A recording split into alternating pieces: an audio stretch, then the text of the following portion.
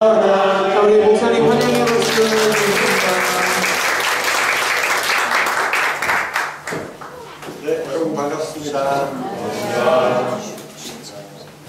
제가 자주 오는 것 같아서 익숙합니다. 그죠? 학생들은 저를 처음 볼 테고 간사님들은 저를 몇 분 보셨을 간사님들이 계셔가지고 제가 그래도 오리엔테이션을 해야 합니다. 제가 강의 스타일이 있습니다. 제 강의 스타일에 적응하는 시간 20분. 20분이 지나면 적응합니다. 여러분의 대부분의 선배도 제 강의 듣고 졸업했습니다. 만약에 20분이 지났는데도 불구하고 적응 못했다. 저한테 책임 없습니다. 이 학교에 문제가 있는 거예요.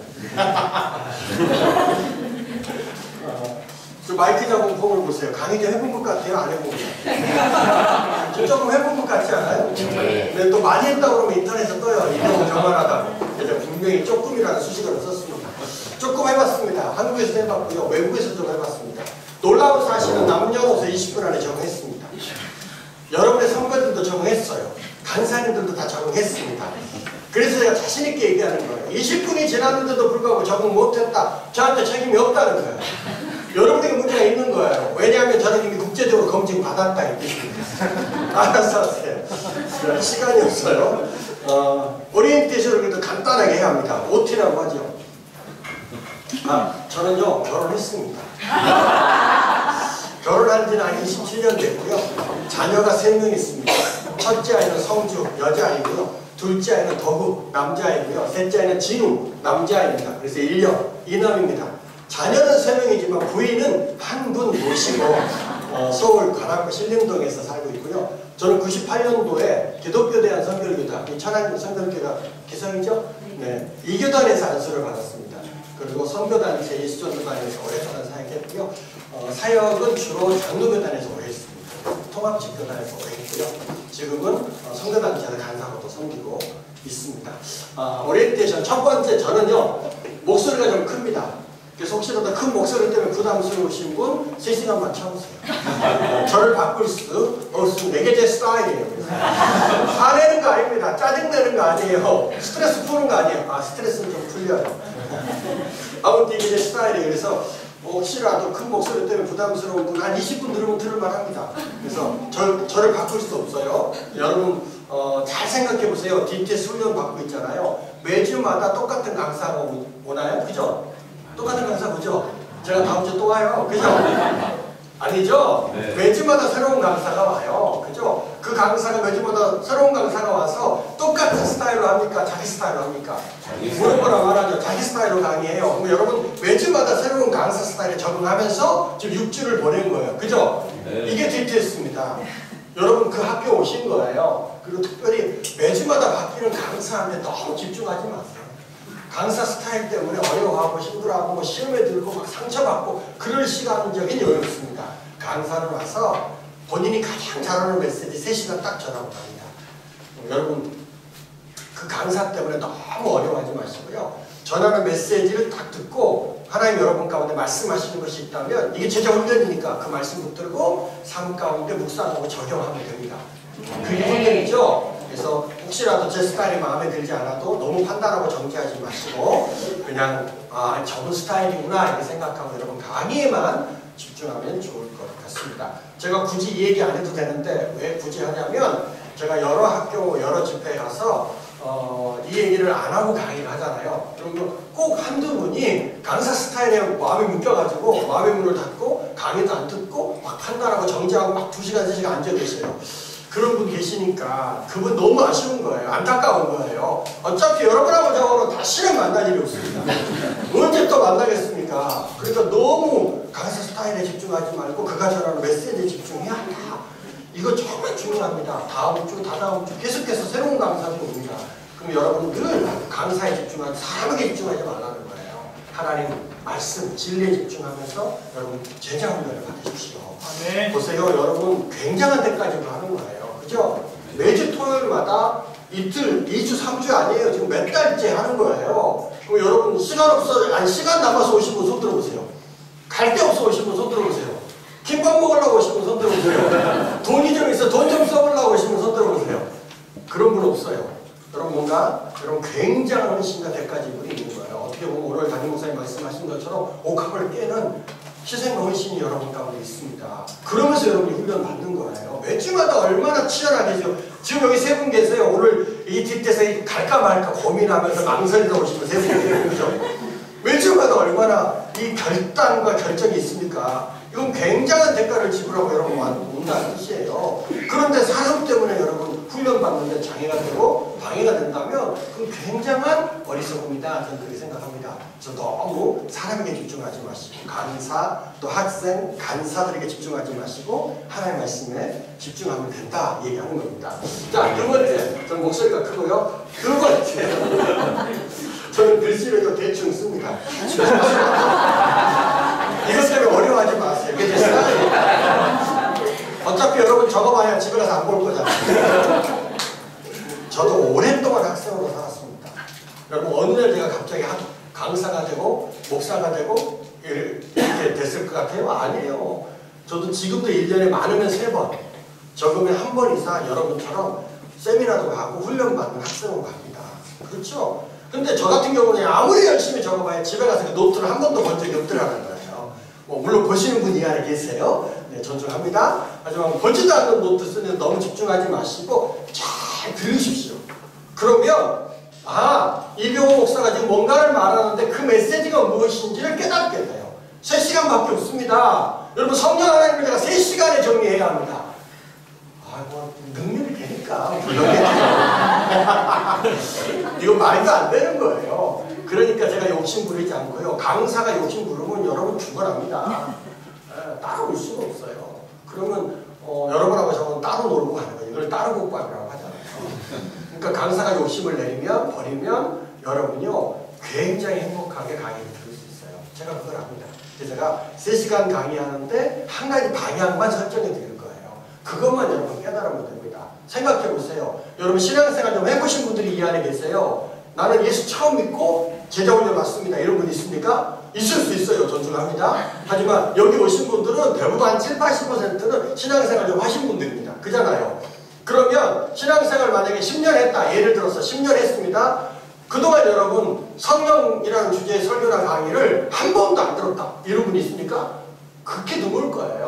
어떤 방향으로든지 어떤 흐름이로든지 어떤 모양으로든지 여러분 성령 강의를 듣고 여기까지 왔습니다. 오늘 듣는 이 성령 강의도 그동안 여러분 들었던 그 성령 강의의 아주 작은 일부라고 생각하시면서 이병호 목사가 한 방향을 지금 이야기하는데 그 방향만 깨닫고 내가 삶 속에 적용하면 되겠구나 이렇게 생각하고 여러분도 욕심을 내리고 저도 욕심을 내리고 그렇게 강의를 듣고 나누기 시작하면 굉장히 우리 행복한 줄로 믿습니다. 그래서 너무 적으려고 하지 마시고 제 강의 특징 이거 스타일이고요. 제 강의 특징 2가지입니다. 첫 번째, 적을 것이 없어요. 그래서 제가 글씨를 이렇게 써도 괜찮다요. 들어보면 알아요. 여러분 간사님들한테 여러분 나중에 물어보세요. 제가 나름 여기 매년 오는 것 같아요. 스케줄을 맞으면 꼭 오거든요. 예, 적을 것이 없다는 걸 알아요. 그죠? 간사님들 적을 거 없었죠? 네. 보세요. 적을 것이 없다. 2번째, 질문이 없다. 질문할 만한 강의 안 한다 이 뜻입니다. 질문이 없다는 건 제가 여러분에게 질문을 안 한다 이 뜻이 아니라 여러분이 저한테 질문할 게 없어요. 그 질문이 없다. 제가 어떤 집회에 가가지고요. 제가 강의 특징 적을 것이 없고 질문이 없습니다. 그랬더니 어떤 50대 한 초반의 형제님이 손을 딱 들고 이렇게 말했어요. 목사님 그럼 목사님 강의 수준이 낮군요. 이러는 거야. 이 말에 제가 감정이 상했잖아. 마음이 상했잖아. 그래서 제가 이렇게 말했죠. 다른 게 아니지 쉬운 거지 이렇게 얘기했습니다. 저는 이런 생각을 가진 목사입니다. 복음은요 단순하고 분명하고 명확하고 쉬워야 합니다. 정말 맞죠? 이 복음을 누가 듣습니까?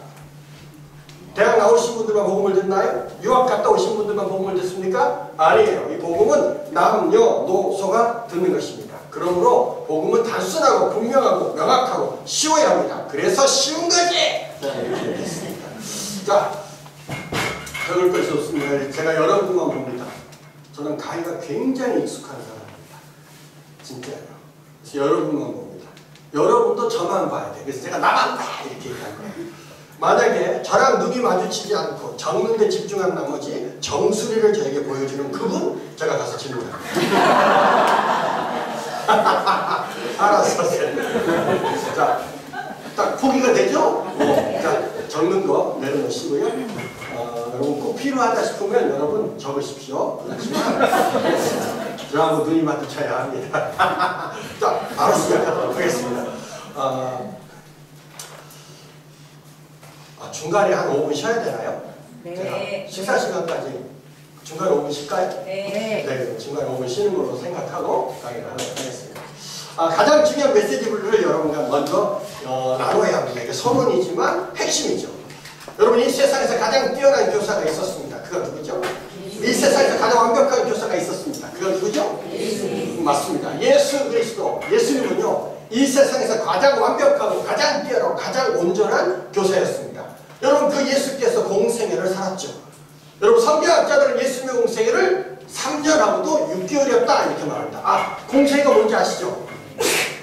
공생애는요, 한마디로 정의하면 그리스도, 메시아로서 삶을 공생애다 이렇게 말합니다. 3년 6개월 동안 공생애를 살았습니다. 자, 3년 6개월 동안 예수께서 그리스도, 메시아로서의 삶을 살았는데요. 3년 6개월 동안 예수님이 무엇을 네. 말을 빨리 해야 되겠고 숨을 삼켜야 되겠고 숨을 삼키다가 살이가 되겠고 3년 6개월 동안 공생애를 살았습니다. 예수님 공생애 동안에 무슨 일을 하셨습니까? 예수님의 사역 말입니다. 영어로 표현하면 미니스토리 말입니다. 제가 영어도 좀 하는 거 아시죠? 예, 영어도 좀 합니다. 자, 어떤 사역을 하셨죠? 네, 우리 자매님. 치료. 또 하나만 더 얘기하면 네, 다행이에요. 하나 더 맞았으면 자매님이 강의할 뻔했어요. 네, 강사가 필요 없을 뻔했네요. 마태복음 4장에 보면 세 가지로 요약합니다. 첫 번째, 가르치는 사역이었죠. 두 번째 뭘 했습니까? 복음을 전파했겠죠. 세 번째 뭐 했어요? 시위하는 사역을 했습니다. 자, 지금 세 분이 쓰기로 결정하고 달려들고 있어요. 여러분, 볼펜 돌리는 것까지 제가 다 보입니다. 이거 중요하지 않아요. 네, 맞습니다. 성경에 보면 예수님의 사역은 세 가지였다. 가르치고 복음을 전파하고 치유하는 사역을 했다 이렇게 말합니다. 근데 여러분, 성경을 묵상해 보면 이 세 가지보다 더 긴급하고 시급하고 중요한 사역이 적어도 한 가지가 더 있었습니다. 그게 뭘까요? 가르치는 것보다 더 중요하고 복음을 전파하는 것보다 더 중요하고 치유하는 것보다 더 중요한 예수님의 사역 말입니다. 반응하는 것은 아름답고 존귀한 것입니다. 제가 원하는 대답은 안 해요. 틀린 거 아니에요? 제가 원하는 대답이 아니에요. 잘하셨어요. 여러분, 제가 잔소리 하나 합니다. 제자훈련, 제가 오랫동안 제자훈련과 연관된 사역을 했습니다. 간사로, 학교장으로, 강사로 오랫동안 살았습니다. 이런 제자훈련이라는 타이틀이 붙잖아요. 이 제자훈련에 핵심적인 포인트가 있습니다. 몇 가지가 있어요. 그 중에 하나가 뭔지 아십니까? 그 중에 하나? 공동체. 중요한 얘기 했어요. 제가 원하는 대답은 아니에요. 공동체 굉장히 중요합니다. 이 제자훈련에 있어서 가장 중요한 포인트 중에 하나는요, 반응하는 거예요. 우리 자매님처럼 반응해야 합니다. 그러면 이 학교가 여러분의 학교가 됩니다. 여러분, 반응하지 않잖아요. 예배 시간에 반응해야 합니다. 강의 시간에 반응해야 합니다. 소그룹 시간에 반응해야 되고, 업데이트 시간에 반응해야 되고. 반응이 뭔지 알죠? 여러분의 마음과 생각과 이런 태도들이 드러나야 돼요. 그러면 여러분의 김태스가 여러분의 학교가 됩니다. 반응하면. 그것도 분명히 제가 알아요. 여러분, 반응하지 않잖아요. 그러면 이 학교 수련을 합니다. 그렇지만 이 학교는 여러분의 학교가 될 수 없습니다. 그래서 여러분, DTS의 핵심 중에 하나는 반응입니다. 그러니까 여러분, 두려워하지 마시고 이 학교에 들어오시면 반응하십시오. 그럼 여러분 자유합니다. 잘하신 거예요. 제가 격려하고 잔소리 한번 했습니다. 세 가지보다 더 중요한 사역이 있습니다. 그게 뭐냐면 제자 양육입니다.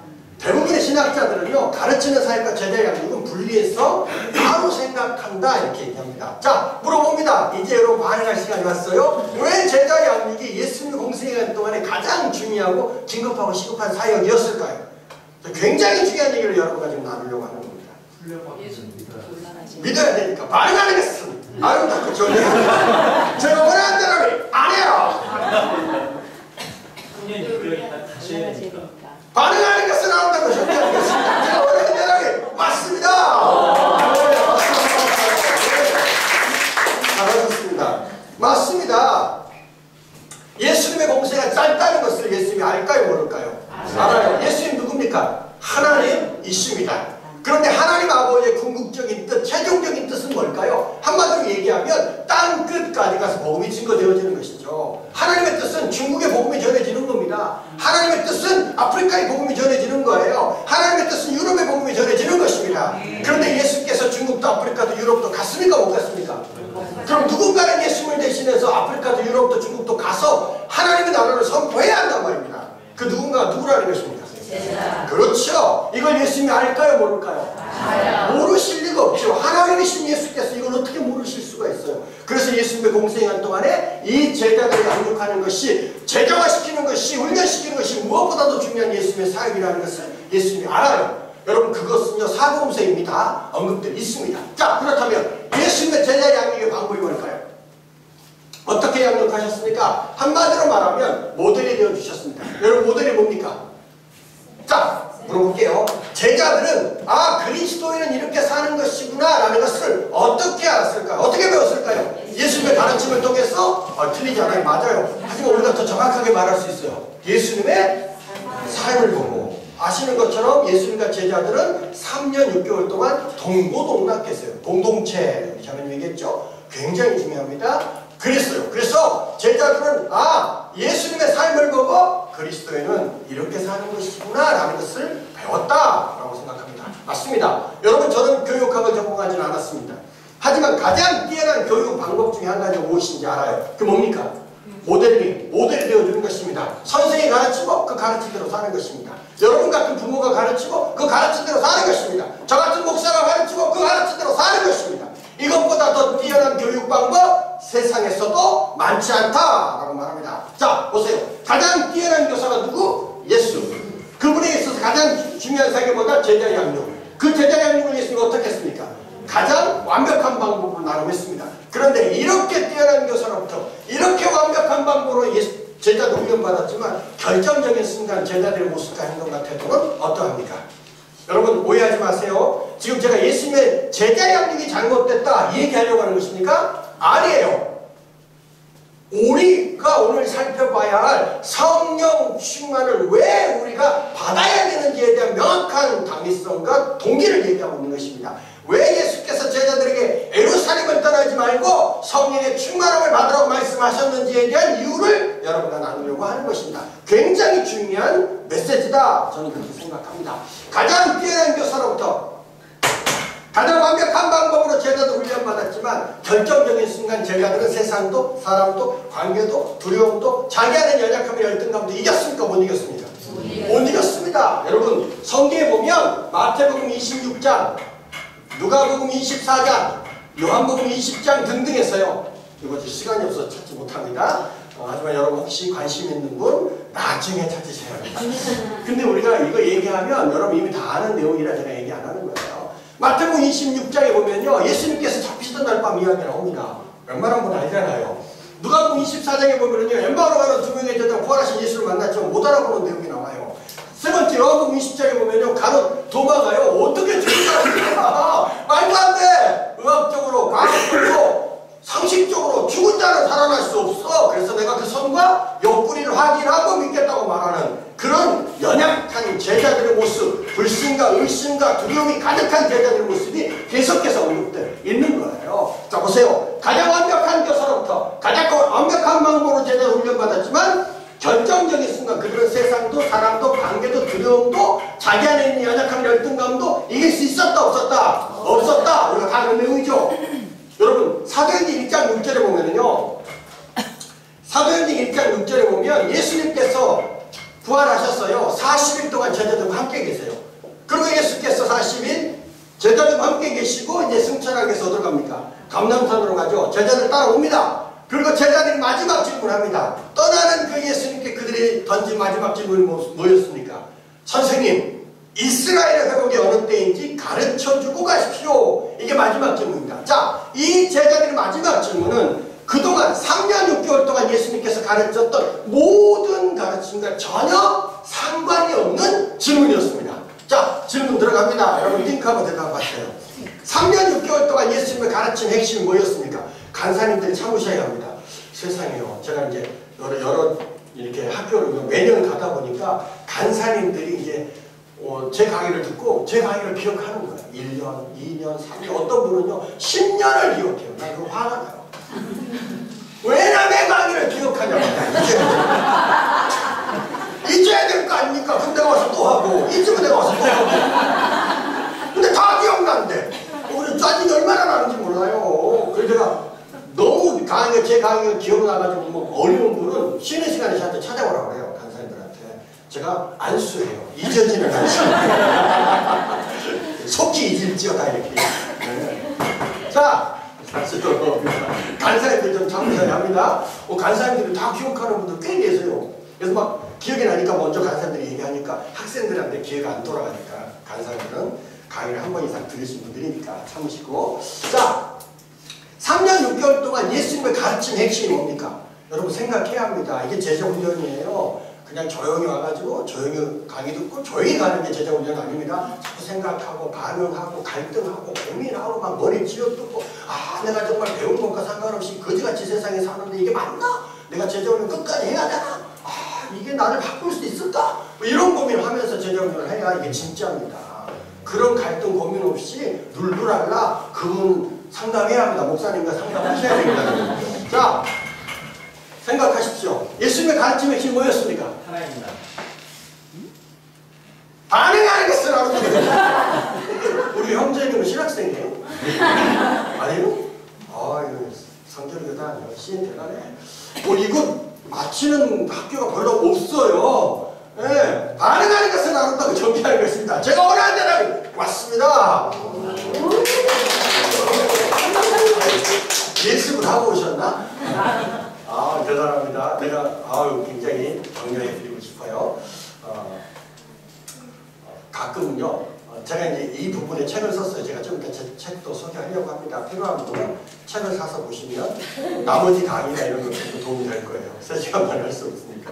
그리고 제 강의가요, 유튜브, 인터넷에 굉장히 많이 돌아다닙니다. 그래서 많은 분들이 제 강의를 보고, 듣고, 저도 없는 강의안들을 다 프린트해갖고 오고 막 그래요. 그래서 그런 분들이 복습을 하고 오시는 분들이 있어요. 그건 굉장히 대단한 거죠. 근데 복습도 안 했는데, 이건 기본이죠, 우리 형제님? 그죠?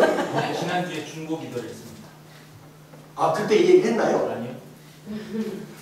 중고 기도를 했는데 이것과 무슨 상관이 있나요? 생각이 있더라고요. 주께서 말씀하셨으니까 굉장히 신경 모드로 가시는 것들이 네, 맞습니다. 대단합니다. 지난주 중고 기도 강의 누가 있어요? 강사님을 위해서 중보기도 했다는. 저를 지금 저보다 한수입니다. 대단합니다. 좋습니다. 자, 하나님의 나라와 하나님의 영광입니다. 이거 굉장히 중요한 포인트예요. 예수님의 가르침의 핵심이 뭐냐? 많은 분들이 이게 정리가 안 돼요. 그렇지만 여러분이 이번에 이 훈련을 통해서 한번 정리해 보세요. 가장 핵심적인 가르침의 핵심은 하나님의 나라와 하나님의 영광입니다. 수많은 사람들이요, 예수님을 미혹하고 협박하고 조롱하고 조종하고 멸시하고 학대하고 심지어 예수를 죽여버렸어요. 그래도 예수님의 가르침의 핵심은 변하지 않아요. 오직 하나님의 나라와 하나님의 영광이었습니다. 이거 이해하시죠? 자, 정리합니다. 하나님의 나라와 하나님의 영광이라는 메시지를 제자들이 3년 6개월을 들었습니다. 한국 속담으로 표현하면 귀에 못이 박히도록 들었어요. 예수님의 가르침의 특징이 뭔지 아십니까? 반복입니다. 또 말씀하시고 또 말씀하시고 또 말씀. 이게 예수님의 가르침의 핵심이에요. 왜 반복하는 줄 아십니까? 이유는 딱 하나. 중요하니까. 예수님의 가르침의 핵심이 반복입니다. 주기도문도 여러분 성경을 보면 사복음서를 보면 예수님이 2번 가르쳤어요. 최소 2번 가르쳤습니다. 네. 자, 하나님의 나라와 하나님의 핵심이라는 이 메시지를 계속해서 제자들에게 반복해서 예외를 들어서 또 이 말씀을 통해서 가르쳤어요. 그런데 결정적인 순간 그들이 예수님께 듣고자 했던 것이 무엇입니까? 하나님의 나라와 하나님의 영광이었습니까? 그 마지막 질문, 이스라엘 회복이 어느 때인지 가르쳐 주십시오. 이 질문은 그 당시에 모든 세상 유대인들이 그토록 궁금해하던 그 정치적인 질문입니다. 보세요. 예수님을 따라가는 그 순간 제자들의 마지막 질문은 하나님의 나라와 하나님의 영광이 아니라 세상적인 질문이라는 뜻입니다. 자, 이제 정리해 볼게요. 예수님을 따라가는 그 순간까지 제자들의 마지막 질문으로 미루어 짐작해 보는 거예요. 그들 변화됐습니까? 안 됐습니까? 그들의 관심이 하나님 나라입니까? 세상입니까? 세상. 여러분, 그럼 예수님 승천하면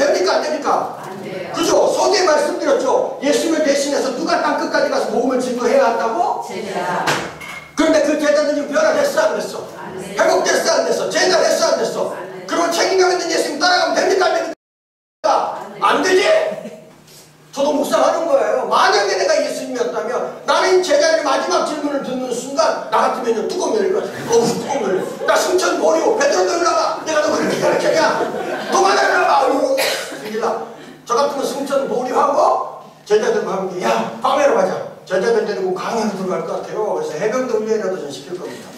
그리고 변화되고 회복되고 제자 되었다 싶을 때 사명 주고 저 같으면 승천할 것 같습니다. 그렇지만 예수님 저와 전혀 다른 분이죠. 제자들 변화되지 않았어요. 어떻게 하냐고요? 그 마지막 질문으로 미로 짐작해 보는 거예요. 그들 훈련되지 못했습니다. 그런데 예수님 떠나가고 제자들은 떠나가는 그 예수님을 바라보고 어디로 들어갑니까? 예루살렘으로 돌아와 마가의 다락방에 들어가 다락방의 문을 열어 잠그고 그들은 아무것도 할 수 없었습니다. 여기서 아무것도라는 것은요 증인으로서의 사유한 말입니다. 굉장히 중요한 단어가 나왔습니다. 그 마가의 다락방 안에 그 당시 그 마가의 다락방 안에 이렇게 예배도 있었어요. 나눔도 있었습니다. 교제도 있었어요. 섬김도 있었습니다. 그렇지만 그들은 세상이 두려워서 이 마가의 다락방의 문을 열고 나갈 수 없었습니다. 여기까지가 여러분 아시는 것처럼 사도행전 1장입니다. 근데 여러분 사도행전 2장을 딱 보면 갑자기 그 제자들이 그 닫혔던 마가의 다락방의 문을 걷어박차고 뛰쳐나갑니다. 그리고 그들이 그토록 두려워하는 세상과 유대인을 향해서 소리치기 시작해요. 너희가 십자가 못 박혀 죽였던 그 나자란 예수가 하나님의 아들이고 그리스도고 메시아고 예언의 완수고 구원의 성취다 라고 말합니다. 그리고 그 배신자 베드로가 이렇게 선포합니다. 회개하고 예수 믿고 성령의 충만함을 받아라 라고 선포하죠. 그때 어떤 일이 났습니까? 하루에 아는 것처럼 3,000 명의 유대인이 회개하고 주께로 돌아오는 기적이 일어났습니다. 할렐루야! 네. 자, 여러분 보세요. 사도행전 1장까지만 해도 중요한 얘기 하는 거 지금 여러분 이해하시죠? 사도행전 1장까지만 해도 제자들은 세상도 사람도 관계도 두려움도 자기는 연약함 열등감도 이겼어 못 이겼어? 못 이겼습니다. 근데 사도행전 2장을 딱 보면 한순간 제자들이 세상도 사람도 두려움도 유대인도 자기는 연약함 열등감도 뛰어넘었어 능력 있는 그리스도의 삶을 즉시로 살아냅니다. 도대체 이들에게 무슨 일이 일어났습니까? 무슨 일이 일어났길래 이들의 삶이 180도로 바뀐 것입니까? 아는 내용이죠? 그렇지만 반복해서 듣는 거죠? 왜? 중요하니까! 네, 여러분 지금 적응하고 있습니다. 벌써 많이 적응했어요. 저를 따라하는 거 보면. 네, 중요하니까! 저는 이 얘기를요, best of the best. 가장 중요한 메시지다 이렇게 생각합니다. 그들에게 한 가지 사건이 일어났습니다. 다 같이 성경 찾습니다. 사도행전 2장 1절부터 4절입니다. 네, 토요일 오후에 여러분 오늘 제가 운전하면서 오는데요. 정말 차도 많이 막혔지만 날씨도 화창하고 좋더라고요. 지금 이제 단풍이 절정으로 막 달려가고 있어요. 그죠? 네, 사도행전 2장 1절부터 4절. 근데 여러분 정말 하나님 말씀과 제자 훈련 받으려고 여러 유혹도 있었고 갈등도 있었는데 여러분 여기까지 잘 오셨습니다. 네, 잘한 거예요. 그리고 이런 밀폐된 공간에서 여러분 집중해서 말씀을 듣는 것이 굉장히 피곤하고 졸려요. 근데 여러분 잘 지금 반응하고 있습니다. 여러분 제가 한 20분, 30분 정도 말씀을 나누고 있는데요. 여러분 진짜 여러분 너무 잘해요. 한 분이 잠깐 들어갔겠어요. 너무 말씀을 잘 듣고 있습니다. 뭐 워낙 강사가 뛰어나니까 잘 들을 수 없을 수가 없죠? 자, 찾았습니까? 여러분 격려합니다. 사도행전 2장 1절부터 4절 잘 아는 말씀이지만 큰 목소리 있습니다. 시작. 오순절 날에 이미 이르되 그들이 다 같이 한 곳에 모였더니 오른이 하늘로부터 급하고 강한 바람 같은 소리가 있어 그들이 온 집에 가득하며 마치 불의 볕처럼 갈라진 것들이 그들에게 보여 각 사람에게 하나씩 임하여 있더니 그들이 다 성령의 충만함을 받고 성령이 말하게 하심을 따라 다른 언어들로 말하기를 시작하니라. 자, 거기까지. 이제 나만 봐! 잠깐만 보세요. 자, 제자들에게 한 가지 사건이 있었습니다. 그 뭐죠? 성령 충만이었다는 것입니다. 여러분 자 보세요. 제자들이 성령 충만 받자마자 그들은 세상도 사람도 관계도 재정도 건강도 자기 안에 연약함을 열등감도 뛰어넘어서 능력 있는 그리스도의 삶을 즉시로 삽니다. 그들의 삶을 바꿀 수 있었던 한 가지 사건은 성령 충만이었다는 것입니다. 그래서 예수께서 요한복음 16장에서 고난받기 전이에요. 십자가 전입니다. 요한복음 16장에서 제자들에게 생뚱맞게 이렇게 말합니다. 내가 너희에게 실상을 말하노니 사실을 말한다는 것입니다. 내가 떠나가는 것이 너희에게 유익하다 이렇게 말했습니다. 자, 여러분 상식적으로 생각해 보세요. 제자들에게 유익한 것이 뭡니까? 스승인 예수가 떠나는 것입니까? 스승인 예수가 함께 있는 것입니까? 함께. 그런데 예수께서 말씀하세요. 내가 너희에게 실상을 말하노니 내가 떠나가는 것이 유익하다고 말입니다. 왜 그렇습니까? 그렇죠. 이유는 딱 하나입니다. 예수님께서 떠나가야만 누구를 보낸다는 것입니까? 보혜사 성령을 보낸다는 것입니다. 여기서 아주 중요한 포인트가 나오죠. 성령을 누가 보낸다?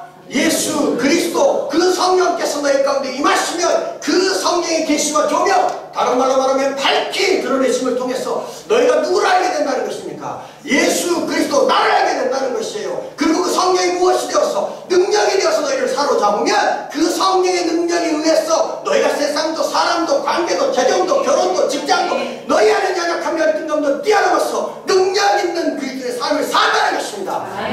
이걸 누가 아십니까? 여러분 대답 안 하면 다시 시작해요. 이거 수백 번 묻어있어요. 제가 제일 좋아하는 강의가 성령 강의란 말입니다. 이걸 누가 아세요? 그렇죠, 예수님. 그런데 이걸 누구는 몰라? 누구는 몰라? 그렇죠. 언제까지? 성령이 임하시기 전까지 몰라. 그런데 성령께서 임하시니까 성령께서 가르치시고 생각나게 하시고 깨닫게 하시고 밝히 드러내시니까 그때 들어서 제자들이 아하, 성령이 임하시니까 성령께서 가르치시고 생각나게 하시고 깨닫게 하시고 밝히 드러내시니까 그때 들어서 제자들이 아하 네. 적응하셔야 합니다. 가끔 저도 생각해요. 제가 왜 일어나요? 저도 적응이 안 되는 저한테 얼마나 불편하시겠어요. 어차피 자매님하고 나하고 다시는 만나니까 무슨 뜻인지 아시겠어요? 이게 뭔 뜻인지 아시겠습니까? 3년 전에 갈릴리에서 말씀하셨던 예수님 그 말씀 굉장히 중요합니다. 성령으로 말미암지 않고는 우리 중에 누구도 예수를 주가 시인할 수 없어요. 로마서 8장 9절, 고린도서 12장 3절, 그리고 그 성령의 계시와 조명, 다른 말로 말하면 밝히 드러내 주시지 않으면 우리는 예수 그리스도 그분을 알 수도 없고 그 가르침을 깨달을 수도 없다는 얘기를 지금 하는 거예요. 그러니까 무엇보다도 예수께서 예루살렘을 떠나지 말고 제자들과 우리에게 성령의 충만함을 받으라고 말씀하시는 이유를 여러분 이해하셔야 하는 거예요. 이게 언더가 좀 스탠드 됩니까? 그렇게 어려운 얘기 아니잖아요. 이것 때문에 예수께서 그렇게 성령의 충만함을 받으라고 지금도 말씀하고 있구나. 이병호가 이렇게 소리 지르는 이유가 여기 있구나. 이렇게 이해하시면 돼요. 어려운 거 아니에요. 2년 전에 여리고에서 말씀하셨던 예수는 그 말씀 제자들이 깨닫는 거예요.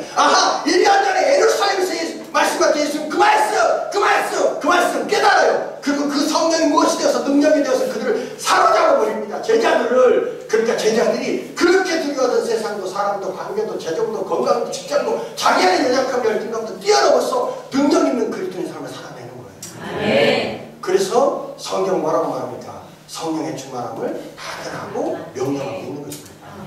여러분 이해되세요? 성령 충만 받으라는요 몇 개 성경 구절을 보면 명령문으로 되어 있다 이 뜻입니다. 언어 성경에도 그렇게 되어 있고 우리나라 성경에도 그렇게 되어 있고 영어 성경으로도 그렇게 되어 있습니다. 성령 충만 받으라는 명령문으로 되어 있습니다. 무슨 뜻이냐고요? 이런 뜻이에요. 병호야, 여기서 병호는 접니다. 성경에서 병호야 성령 충만 받을래? 이렇게 안 돼 있어요. 병호야 성령 충만 받아줘 이렇게 안 돼 있어요. 병호야 성령 충만 받아봐 이렇게 안 돼 있습니다. 어떻게 되어 있다는 뜻입니까? 병호야 성령의 충만함을 받아라 명령하고 있는 것입니다. 자, 물어봅니다. 왜 성령 충만 받으라고 권면하거나 부탁하거나 설득하지 아니하시고 하나님의 성경에서 명령하고 있는 것입니까? 오해하면 안 돼요. 성령 충만 받게 해가지고 우리의 삶에 어려움을 주려고 우리 인생을 피곤하게 하려고 대가집을 시키려고 나를 선교사 내보내려고 내 거 뺏으려고 아니야 말이야. 아십니까? 다시 얘기하는 거예요. 반복하는 거예요. 지금 성령 충만 받으라고 명령하는 이유는 딱 하나. 우리는 성령 충만 받지 못하면 우리가 그토록 사랑하고 믿고 의지한다고 하는 그 예수 누구인지 결단도 알 수 없어요. 아시겠습니까? 이걸 다른 말로 전문적인 용어로 표현하면 하나님과의 친밀감이 형성되지 않아요. 그러니까 이 하나님이 그걸 아세요.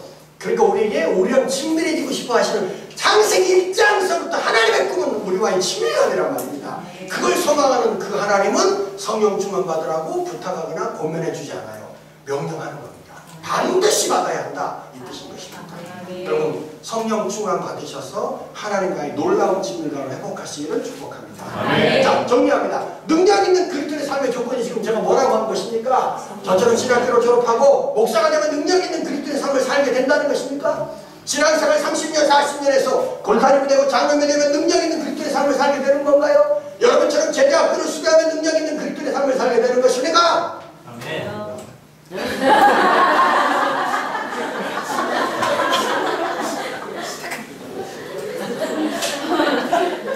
능력 있는 그리스도의 삶을 조건은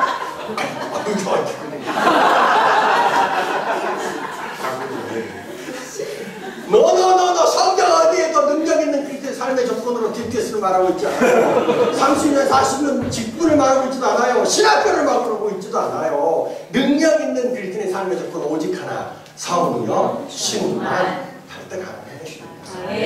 여러분 성령 충만 받으셔서 하나님의 꿈인 능력 있는 그리스도의 삶을 살아내십시오. 여러분의 의지, 여러분의 열심, 여러분의 노력, 여러분의 가진 것으로 살라고 얘기하지 않아요. 하나님은 알아요. 너희들의 노력과 너희들의 의지와 너희들의 열심과 너희들의 가진 것으로는 결단코 능력 있는 그리스도의 삶을 살아낼 수 없다는 것을, 그래서 그걸로 능력 있는 그리스도의 삶을 살아라 이렇게 말하지 않고 뭐라고 말씀하십니까? 나오라는 거야. 하나님께로 예수 그리스도 성령께로 나오셔서 그 성령의 기름 부으심을 받으라는 것입니다. 그러면 너와 상관없이 그 성령의 기름 부으심이 너를 주관함으로 말미암아 너희가 능력 있는 그리스도의 삶을 낸다는 것입니다. 내 힘으로 아니야, 성령의 능력으로. 이해하시겠습니까? 이게 기독교의 몸의 은혜고 핵심이고 능력인 줄 믿습니다. 자, 그렇다면 성령 충만이 뭡니까? 정의를 내려줘야 돼요. 많은 분들이 성령 충만에 대한 정의를 못 내려. 왜 못 내리냐면 배운 적이 없어서. 그런 분들이 의외로 많아요. 그래서 제가 아예 그냥 성령 충만이란 이런 것이다 라고 얘기해 주려고 하는 겁니다. 여러분 시중에 나가면요 성령이라는 주제의 책들이 많아요. 너무너무 좋은 책들이 많습니다. 그 책에 보면 성령 충만이라 성령 충만이라 성령 충만, 성령 충만 이렇게 정의를 내려놨어요. 그러니까 여러분도 그런 것들을 참고하면 굉장히 신앙생활에 도움이 됩니다. 여러분 교회에서 목사님 설교로만 여러분 만족하지 마시고요. 여러분 책을 좀 읽으셔야 합니다. 그죠? 그래서 여러분이 하나님 말씀과 진리를 물론 성경을 주로 읽어야 합니다. 성경은 아니고 이상한 책들만 자꾸 찾아서 읽으면 여러분 안 되죠. 성경을 읽고 묵상하시면서 또 주변에 있는 좋은 신학 서적들, 에세이집 같은 것들 여러분 좀 사서 제발 좀 읽어야 합니다. 여러분 기독교 출판사가 다 망했어요. 뭐 이거는 세상에 어떤 흐름이니까 어쩔 수 없는 건 제가 인정합니다. 그런데요 다 망했어요. 그만큼 그리스도인들요 기독교 출판과 관계된 책을 안 사는 거예요. 그러니까 책에 대한 투자를 안 하는, 그러니까 경기가 안 좋다는 것도 저도 존중합니다. 그렇죠. 경기가 안 좋고 우리 같은 서민들 앞으로의 미래에 대한 불확실성 때문에 돈을 쓰고 싶어요? 아니면 돈을 모으겠다는 생각이 자꾸 들어요. 모아야겠다는 생각이 드는 거예요. 그러다 보니까 뭐가 위축됩니까? 소비가 위축돼요. 제가 전공이요 경제학이에요. 위축돼요. 그러다 보니까 뭐 얘기하면 안 되지? 그러니까 책도 안 보고 그러니까 줄일 거 줄이는 거예요. 그러니까 여러분 지금 가정생활 하잖아요. 뭘부터 줄입니까? 먹고 사는 거 애들 교육비 줄일 수 없잖아요. 그러니까 뭐부터 줄입니까? 문화비용부터 줄이든지, 그러니까 책 보고 영화 보고 그 다음에 좀 이렇게 내가 좀 즐기고 누리는 이런 것들을 줄이기 시작하는 거잖아요. 그러면서 우리가 형편이 어렵고 어려워지면 나중에 식비도 줄이기, 그 정도 되면 굉장히 어려워진 거죠. 예. 그러니까는 기독교 출판사들이 뭐 맥을 못 주는 거예요. 힘이 하나도 없습니다 지금. 여러분 좀 책도 좀 사서 여러분 좀 읽으셔야 합니다. 그 책들에 보면 성경 충만이 먼저 쭉 나와 있어요. 근데 그 책에 있는 얘기를 다 하면 여러분 시간 한도 끝도 없고, 그 책에 없는 두 가지 왜냐면 제 강의니까 두 가지를 여러분과 나누려고 합니다. 첫 번째 뭐냐면요. 성령 충만이란 저는 이렇게 말합니다. 성령이 나를 온전히 완전히 지배하는 거예요. 지금 10분이 쓰려고 결정 못하게 되고 있어요. 그동안 우리 장관이 안 쓰더니 갑자기 성령 충만이니까 뭘 썼어요? 네. 그래 많이 썼네. 네. 사도행전 2장 이것도 썼어요 우리 장관이. 네.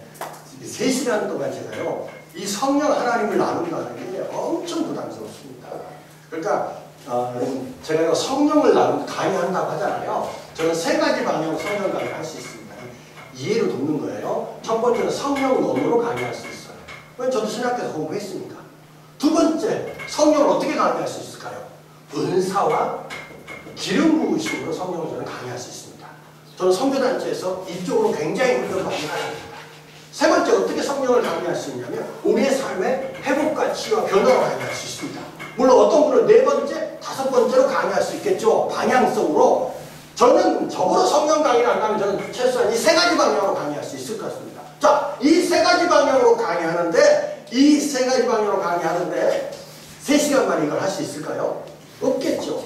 그러니까 이것도 안 돼, 이것도 안 돼, 이것도 안 되는 거예요. 그런데 제가 이 짧은 시간에 방향을 정해서 한 가지 방향을 정해서 말씀을 나눠야 되는 거예요. 그렇다면 저 같은 경우는 지금 뭘 정하고 왔냐면요. 우리의 삶의 회복과 치유와 변화로 결정하고 왔어요.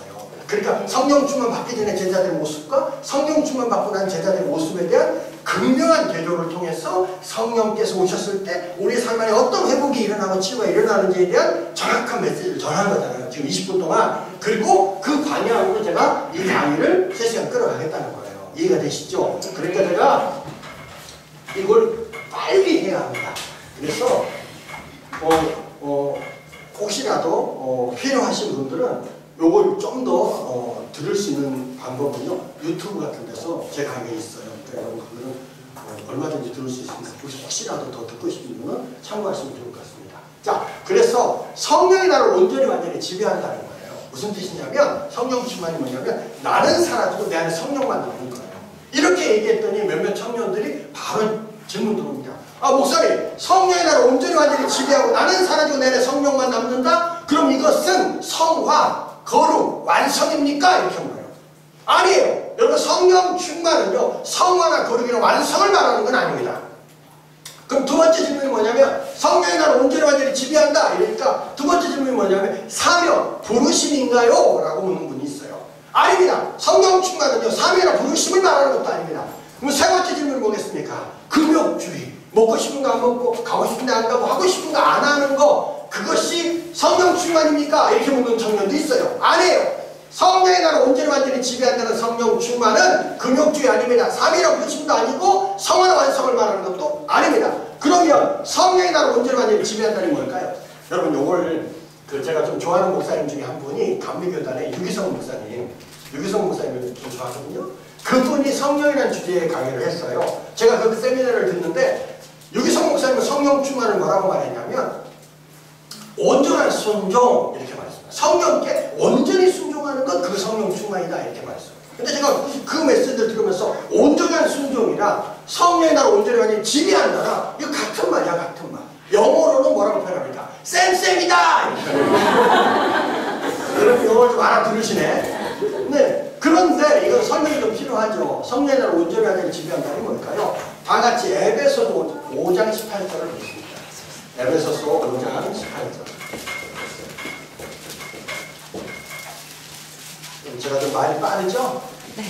따라오고 계시죠? 네. 에베소서 5장 18절. 찾으셨습니까? 여러분 잘 아는 말씀이죠? 네, 같이 읽습니다. 시작. 술 취하지 말라. 이는 방탕한 것이니 오직 성령의 충만을 받으라. 아멘. 이제 나만 봐! 적어보세요. 자, 여러분 저는요 여러분의 과거에 관심이 없습니다. 이전 것은 지나갔으니 보라 새 것이 되었다. 우리가 그리스도 예수 안에서 새로운 피조물인 줄 믿습니다. 네. 그렇지만 술 취함의 현상과 특징은 여러분의 입으로 들어야 합니다. 자, 술 취함의 현상과 특징 어떤 것들이 있습니까? 술 취함의 현상과 특징 자매님 제가 다 알고 왔어요. 모르는 거 좀 알아요.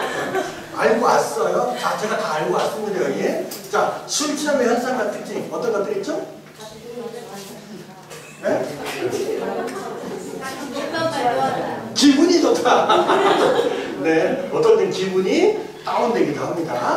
네, 좋기도 하지만 술 취하면 기분이 확 떨어질 수도 있어요. 그래서 우울증 환자들은 절대로 술 먹으면 안 됩니다. 또 그렇죠, 정신이 없어요. 네, 정신 없어요. 그렇죠. 또 그렇죠, 판단력이 느려지고 비틀거리고. 우리 장로님 얘기하면 빨리. 알고 안 되니까? 네네. 또 있습니까? 그렇죠, 자요. 잔다. 오, 이거 굉장히 좋은 겁니다. 이거. 네, 다른 사람 괴롭히지 않고 자요. 어떤 사람은 밤새 잠을 안 자고 옆 사람을 괴롭혀요. 그런 사람 봤어요. 또 있습니까? 싸우잖아요. 네, 욕하고 토합니다. 아우, 더러워. 토해요. 남의 집에 들어가 잠도 자고 오줌도 싸잖아요. 여러분. 그렇지, 내가 지금 그 얘기하라고 해서. 고등학생들, 고딩한테 제가 물었어요. 너희는 술 취하면 뭐하니? 그랬더니 전화해요. 그러더라고요. 네. 옛날에 제가 술 먹었을 때하고는 너무나 다른 것 같아요. 그죠? 옛날에는요, 전화 못해요. 공중전에서 어떻게 장시간 전화합니까? 근데 요즘은 다 핸드폰이 국내 통화가 무료야. 그러니까는 장시간 전화하는 거예요. 고등학생들은 전화한대. 그럼 제가요, 어떤 집회에 가가지고 술 취함 현상과 특징을 물었어요. 이제 싸운다, 욕한다, 기분이 좋다, 정신이 없다, 비틀댄다, 전봇대가 무너진다, 뭐 별일을 나눴습니다. 그런데 뒤에 앉아있던 형제님 한 분이 50대 후반 정도 되는 형제님 한 분이 이렇게 소리쳤어요. 개다! 개가 된다! 이렇게 소리쳤습니다. 그러니까 그냥 그날 다 뒤집어졌어요. 그리고 그 이후로 누구도 말하지 않았습니다. 저도 더 이상 묻지 않았어요. 왜? 증식이 나왔는데 더 이상 무슨 얘기가 필요합니까? 자, 이렇게 중요한 시간에 성경 흉만 얘기하다 말고 술 취함 현상과 특징 여러분에게 지금 나누려고 하는 것입니까? 아니에요. 여러분 잘 들어보세요. 지금 우리가 나눴던 이 내용들을 제가 이렇게 표현해 볼게요. 술이 내 생각을 지배합니다. 이거죠. 술이 내 언어를 지배합니다. 이거잖아. 술이 내 감정을 지배합니다. 이거죠. 술이 내 의지도 술이 내 행동도 술의 지배를 받는다. 이거 맞습니까? 성경 충만이 뭐라는 것입니까? 성령의 내 생각도, 성령의 내 언어도, 성령의 내 감정도, 성령의 내 의지도 성령의 지배를 받는 것입니다. 성령이 생각하면 생각하고, 성령이 주는 것을 말하기 시작하고, 성령이 주시는 마음을 품고 행동하기 시작할 때 성령의 충만함을 받았다! 이 설명의 원조는 이병호가 아니라 그래서 사도 바울이다. 제가 이렇게 말하는 것입니다. 네. 자, 성령이라고 온전히 완전히 지배한다는 것이 무엇인지 이해되셨죠? 자, 그렇다면 성령 충만 두 번째를 얘기합니다. 두 번째. 첫 번째는 성령이라고 온전히 완전히 지배하는 것이고, 성령의 충만 두 번째. 저는 이것을 공급 이렇게 표현합니다. 어떻게 말하냐면 끊임없이 공급받는다 이렇게 표현합니다. 어려운 얘기 아니에요. 그냥 여러분 들어보면 충분히 이해되는 내용이죠. 성령 충만이 뭐냐? 첫 번째, 성령이 나를 온전히 지배하는 거야. 두 번째, 끊임없이 공급받는 거야. 이거 무슨 뜻이냐면 성령 충만은 이례적인 사건이 아니다 이 얘기하는 것입니다. 자, 여러분 신앙생활 하시면서 생각해 보세요. 이례적인 사건 하면 생각나는 단어가 있습니까? 여러분 신앙생활 하시면서 이례적인 사건 그러면 어떤 단어가 생각나세요? 네. 오, 그렇죠. 어려워하지 마시고. 맞아요. 세례. 네, 어려워하지 마세요. 세례입니다. 세례. 무슨 뜻이에요? 여러분, 세례는 평생 한 번이에요. 제가 한번 물어볼게요. 나는 매년 1월달마다 세례 받는다. 이런 분 있습니까? 한번 손 한번 들어보세요. 만약에 손 들었다. 그분은 세례가 필요한 분이 아니죠. 목사님과 상당히 필요한 분이에요. 우리가 알아요. 세례가 한 번이라는 게 있어요. 이걸 뭐라고 말하냐면 이례적인 사건이다. 이렇게 말합니다. 그런데 성령 충만은 이와 같은 세례와 같은 이례적 사건이 아니라는 것입니다. 이것은 반복적이고 지속적이고 계속적이라는 것입니다. 이해되셨어요? 네. 어제 성령 충만을 위해서 기도했습니다. 오늘 기도해야 됩니까? 안 해도 됩니까? 네. 그죠? 이 얘기하는 거예요. 오늘 기도했어요. 내일 기도해야 됩니까? 안 해도 됩니까? 네. 이 얘기하는 겁니다. 여러분 이 충만이라는 단어를요 원어의 뜻을 보면 몇 가지 뜻이 있어요. 그 중에 하나가 어떤 뜻을 가지고 있냐면 채워지다라는 뜻을 가지고 있습니다. 이해되셨죠? 충만이라는 단어의 뜻이 뭐다? 채워지다 이 뜻이에요. 이게 무슨 뜻입니까? 빠지면 또 채워지고 빠지면 또 채워지고 빠지면 또 채워지고 이게 뭐라는 거예요? 지금 충만이라는 단어의 뜻입니다. 자, 그러면 성령 충만 성령으로 채우라는 거예요. 저는 그것을 뭐라고 말합니까? 공급이다 이렇게 말하는 거죠. 언더가 좀 스탠드 되죠? 어려운 얘기 아니잖아요. 적을 게 없잖아요. 그잖아요. 자 보세요. 빌리그레 목사님 혹시 아세요? 요즘 청년들은 빌리그레 목사님 누군지 몰라. 그지? 그렇지만 신앙생활 좀 해보실 어른들은 빌리그레 목사님 알거든요. 그분은 아주 유명한 부흥 강사고 목회자고 성령 전문가입니다. 그분이 쓰신 성령이라는 두꺼운 책이 있어요.